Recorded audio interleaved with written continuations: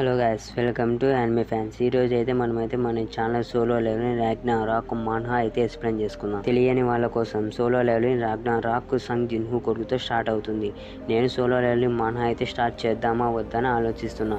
మీరేమంటారో చెప్పండి. చాలా ఛానల్స్లో అయితే ఎక్స్ప్లెయిన్ చేశారు, అందుకే ఆలోచిస్తున్నా చెయ్యాలా వద్దో చెప్పండి. ఇక ఎటువంటి ల్యాగ్ లేకుండా వీడియో అయితే స్టార్ట్ చేసేద్దాం. చాప్టర్ స్టార్ట్ చేస్తే ఔటర్ గాడ్స్ గురించి చెప్తుంటారు. వాళ్ళని మన అబ్సల్యూట్ బీయింగ్స్ అని కూడా పిలుస్తాం. వాళ్ళు లెక్కలేని యూనివర్స్లను, లివింగ్ బీయింగ్స్ని క్రియేట్ చేశారు.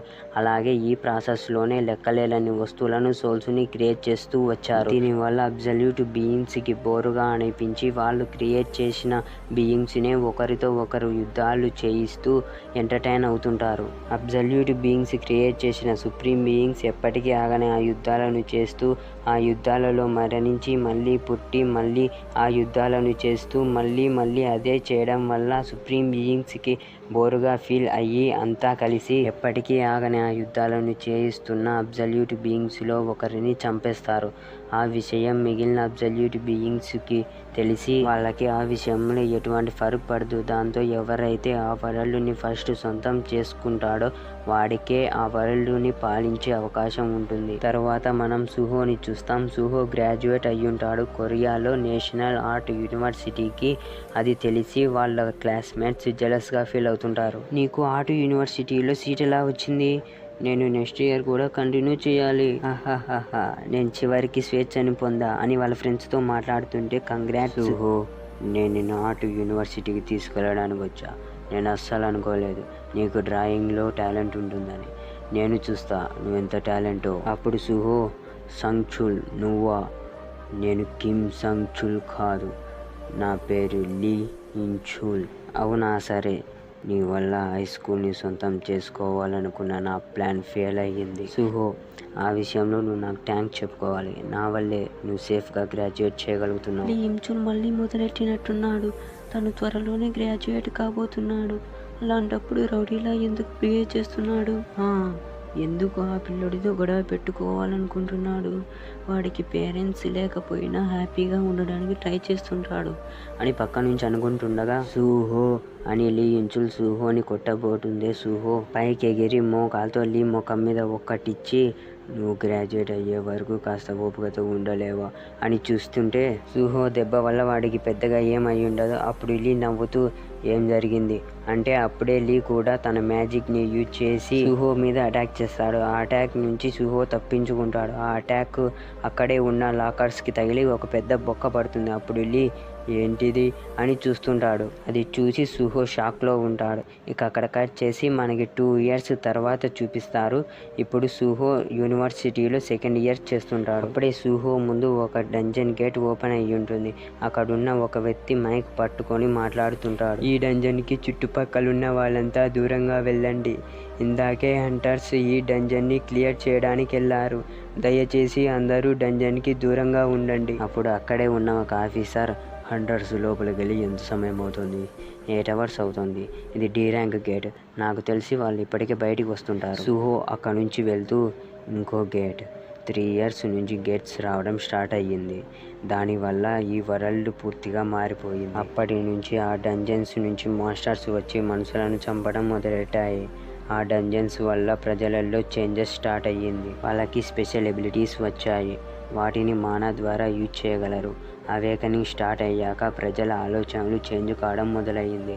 అవేకనింగ్ అయిన వాళ్ళతో జించుల్ ఒక హంటర్ అసోసియేషన్ని క్రియేట్ చేశాడు.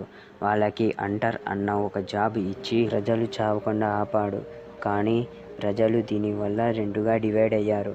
అవేకనింగ్ అయిన వాళ్ళు, అవేకనింగ్ కాని వాళ్ళు అని అనుకుంటూ డ్రాయింగ్ స్టార్ట్ చేస్తారు. దానివల్ల నాన్ అవేకనింగ్ పీపుల్స్ ఎంతగా కష్టపడ్డా ఈ ర్యాంకు కూడా చేరుకోలేరు. ఒకవేళ హంటర్స్ గేట్స్ని క్లోజ్ చేయడం ఆపేస్తే వరల్డ్ మొత్తం నాశనం అయిపోతుంది. అలా కనుక జరిగితే అవేకన్ అయిన వాళ్ళు లేకుండా అవేకన్ కాని వాళ్ళు బ్రతకలేరు.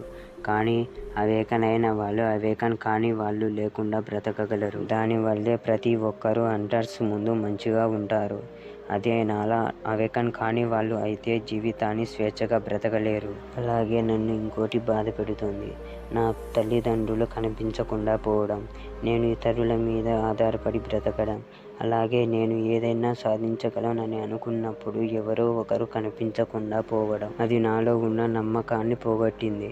అమ్మ ఎప్పుడూ నేను నాన్నలా ఉంటానని అంటూ ఉండేది. అదే ఒకవేళ నాలా పవర్ లేని సిచ్యువేషన్లో నాన్న ఉండుంటే ఏం చేసేవారు అని అనుకుంటూ ఉండగా సూహో అని తన టీచర్ పిలిచి, నువ్వు ఈరోజు ఏదో ఇంట్రెస్టింగ్గా వేస్తున్నట్టున్నావు, ఏంటి ఆ ఫన్నీ డ్రాయింగ్? నేను ఏదో ఆలోచిస్తూ గీసేసా.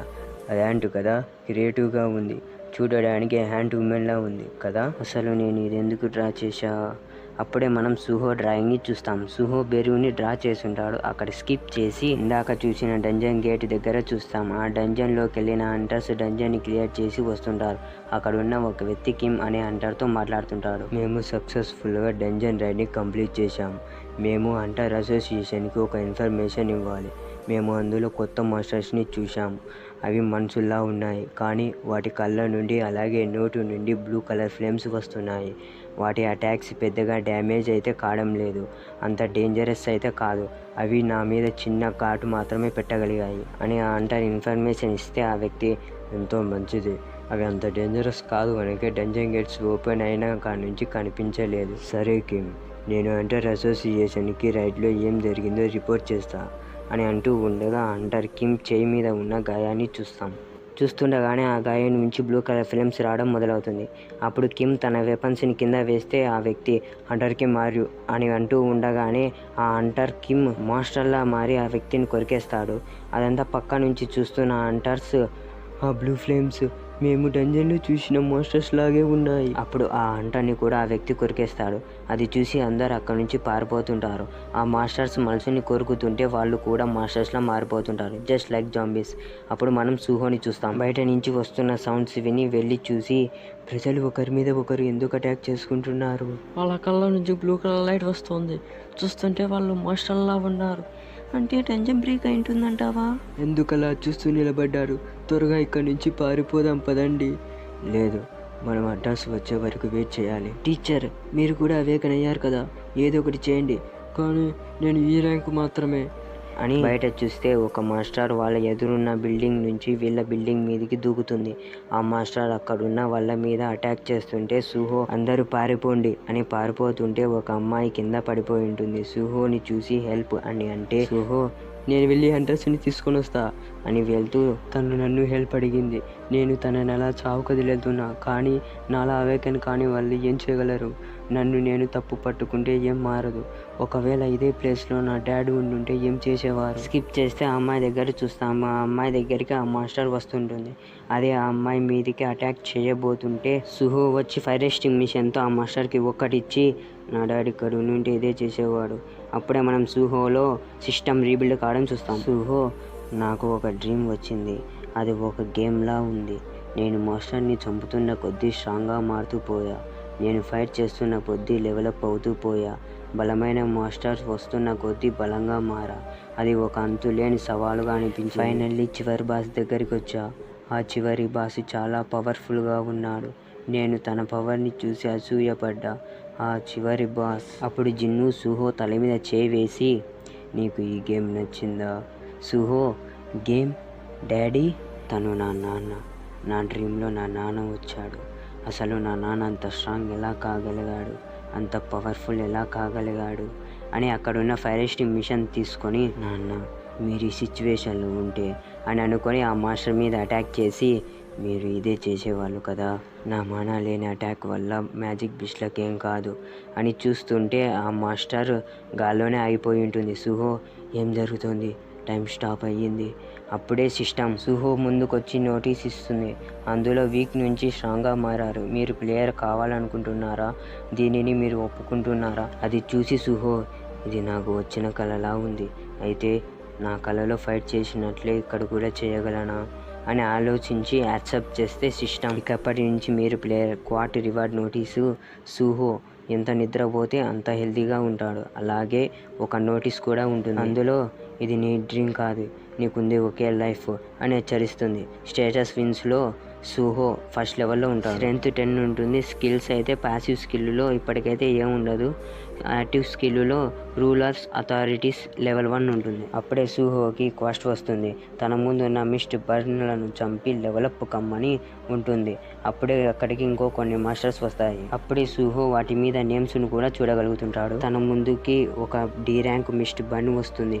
అప్పుడు సుహో ఆ అమ్మాయిని పారిపోమని వాళ్ళ తల మీద ఉన్న నేమ్స్ని చూసి ఇద్దరు అవేకన్ కాని వాళ్ళు అలాగే ఒక D ర్యాంక్ హంటర్ మాస్టర్ బిస్ట్గా మారారు అని చూస్తుండగా ఆ అవేకన్ కానీ మిస్ట్ మాస్టర్స్ సుహో మీదకి వస్తుంటాయి. సుహో అది చూసి ఆ ఫైర్ ఎస్టింగ్ మిషన్తో కొట్టి సారీ చెప్పి ఒక పంచ్ చేస్తే దెబ్బకి ఆ మాస్టర్ పైన ఉన్న సీలింగ్కి గుద్దుకుంటుంది. తన స్ట్రెంత్ చూసి సుహో షాక్లో ఉంటే సిస్టమ్ అవేకన్ కానీ మిస్ట్ని ఓడించావు. సుహో తన స్ట్రెంత్ని చూసి షాక్లో ఉంటే ఇంకో మిస్ట్ సుహో వైపు వస్తుంటుంది. అది చూసి ఆ మిస్ట్కి తన కాలితో ఒక కిక్ చేస్తే ఆ మిస్ట్ కూడా ఒక్క దెబ్బకి చనిపోతుంది. అప్పుడు సిస్టమ్ లెవెలప్ క్వెస్ట్ కంప్లీట్ అయ్యింది. మీరు 2 మిస్ట్లను ఓడించి లెవెలప్ అయ్యారు. మీకు ఒక రివార్డ్ వచ్చింది. దాన్ని చెక్ చేస్తారా? సుహో యాక్సెప్ట్ చేసి అవేకన్ అయిన మిస్ట్కి ఒక పంచ్ ఇస్తే అది ఒక్క పంచ్లో చావదు. అది తిరిగి సుహో మీద అటాక్ చేస్తుంది. అప్పుడు సుహో నేను కూడా మ్యాజిక్ బిష్లా మారుతానా ఇప్పుడు అని చూస్తుంటే సిస్టమ్ ఆ అటాక్ సుహోకి ఎఫెక్ట్ కాకుండా ఆపినట్టు నోటిఫికేషన్ ఇస్తుంది. అలాగే సుహో గాయాన్ని కూడా హీల్ చేస్తుంది. అప్పుడు ఆ మిస్ట్ సుహో మీద పడి సుహోని కొరకడానికి ట్రై చేస్తుంటే సుహో నేను ఇంకా ఈ ర్యాంకు మాత్రమే, D ర్యాంకు కానా, బలహీనంగా ఉన్నా. నేను నా ర్యాంకుని పెంచుకోవడానికి ఏదో ఒక దారి ఉంటుంది. అప్పుడే తనకి రివార్డు వస్తుంది. అందులో reward 1 state point 5, reward 2 strength point +3 ఉంటుంది. అప్పుడే సుహోకి స్ట్రెంత్ 11 నుంచి 14కి పెరుగుతుంది. ఆ మిస్ట్ని కాల్తో కిక్ చేసి ఆ మిస్ట్ వైపు ఫాస్ట్గా వెళ్ళి ఒక పంచ్ చేస్తే అప్పటికి దానికి పెద్దగా ఏం కాదు. అది తిరిగి సుహో మీద అటాక్ చేస్తే దాని నుంచి తప్పించుకొని నా స్ట్రెంత్ ఇంక్రీజ్ అయినా దానిని ఓడించలేకున్నా అని తన అన్ని పాయింట్స్ని వాడి స్ట్రెంత్ని 14 నుంచి 19కి చేసి ఆ మిస్ట్కి ఒక మంచి పంచ్ చేసి ఇంకో పంచ్ తన కడుపు మీద ఇచ్చి ఇంకో మంచి పవర్ఫుల్ పంచ్ చేస్తే ఆ మిస్ట్ వెళ్ళి గోడ గుద్దుకుంటే సుహో ఫాస్ట్గా వెళ్ళి ఇంకో బలమైన పంచ్ ఆ మిస్ట్ కడుపు మీద ఇచ్చి గోడకి ఒక పెద్ద బొక్క పెడతాడు. అప్పుడు సిస్టమ్ మీరు D ర్యాంక్ అవేకన్ మిస్ట్ని ఓడించారు అని లెవెలప్ నోటీస్ వస్తుంది. సుహో నేను గెలిచా. ఇప్పటి నుంచి నేను కూడా అవేకనర్నే. ఇప్పటి నుంచి నేను ప్రజలని సేవ్ చేస్తా అని అనుకుంటాడు. బయట ఇంకో మిస్ట్ సుహో ఉన్న బిల్డింగ్ వైపు వచ్చి పైకి ఎగురుతుంది. అక్కడే సుహో బయట ఏం జరుగుతుందని చూస్తుంటే ఆ మిస్ట్ స్వార్డ్ పట్టుకొని సుహో మీద అటాక్ చేస్తుంది. అది C ర్యాంక్ అవేకన్ మిస్ట్. అది చేసిన అటాక్కి ఒక పెద్ద బ్లాస్ట్ జరుగుతుంది. ఓకే గైస్, ఇక్కడితో ఈ వీడియో అయితే ఏం చేస్తున్నా. ఇక నెక్స్ట్ వీడియోలో సుహోకి ఏం జరిగింది, సుహో ఆ మిస్ట్ బన్నీని ఓడించాడా లేదా అనేది నెక్స్ట్ వీడియోలో చూసి తెలుసుకుందాం. నెక్స్ట్ వీడియో చూడాలనుకుంటే ఇప్పుడే మా ఛానల్ని సబ్స్క్రైబ్ చేసుకొని బెల్ ఐకాన్ ఆన్లో పెట్టుకోండి. అలాగే ఈ వీడియోకి ఒక లైక్ చేసి మీ ఫ్రెండ్స్కి షేర్ చేసి సపోర్ట్ చేయండి. అలాగే వెళ్తూ నా ఎక్స్ప్లెనేషన్ మీకు ఎలా అనిపించిందో కామెంట్ చేయండి. ఇక ఉంటా మరి. Thanks for watching. నెక్స్ట్ వీడియోలో మళ్ళీ కలుసుకుందాం. Bye and take care.